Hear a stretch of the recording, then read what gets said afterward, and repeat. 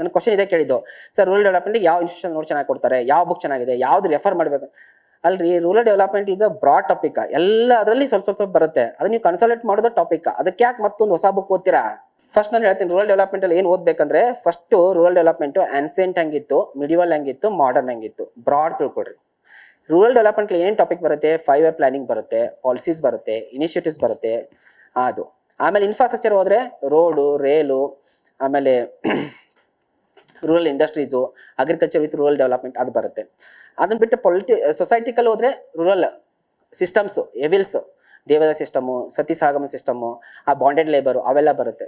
So rural development is such A topic, very beautiful topic and interrelated to all topics actually. ಅದೇ ನೀವು GS ಅಲ್ಲಿ ಓದ್ಬೇಕಾಗಿರೋದು main important. ಇದನ್ನ ಯಾರು ಚೆನ್ನಾಗಿ ಗೊತ್ತಿದೆಯಲ್ಲ, ಯಾರು ಚೆನ್ನಾಗಿ ಲಿಂಕ್ ಮಾಡ್ತಾರಲ್ಲ ಅವ್ನಿಗೆ ಮಾರ್ಕ್ಸ್ ಬರೋದು.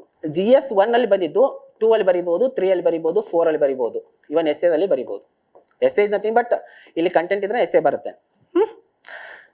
ನಿಮ್ಗೆ ಐಡಿಯಾ ಇರಬೇಕು ಎಲ್ಲಿ ಲಿಂಕ್ ಮಾಡ್ಬೇಕಂತ. ಯಾರಾದ್ರೂ ಆರ್ಟಿಕಲ್ ಬರಿಬೇಡ ಅಂತ ಹೇಳ್ತಾರ GS 3 ದಲ್ಲಿ? GS 2 ತಾನೆ ಆರ್ಟಿಕಲ್ ಕನ್ಫ್ಯೂಷನ್ ಎಲ್ಲ ಬರೋದು. ಯಾರಾದ್ರೂ ಇಲ್ಲಿ ಬರಿಬೇಡ ಅಂತಾರ ನಿಮ್ಗ? ಇಲ್ಲ ತಾನೆ. ನೀವು ಅದನ್ನ ಬರಿಬೇಕು, ಅದನ್ನ ಕೊಡ್ಬೇಕು ಅವ್ರಿಗೆ ಡಿಮ್ಯಾಂಡ್. ಅದನ್ನ ಕ್ವಶನ್ಸ್ ನಾನು ಐ ವಿಲ್ ಟೆಲ್ ಲೇಟರ್. ಯಾರಿಗೂ ಎಲ್ಲಿ ಬರಿಬೇಡಂಗಿಲ್ಲ, ಬಟ್ ಬರೀದು ಜೆನ್ಯೂನ್ ಇದೆಯಾ ಇಲ್ವಾ, that has to be there.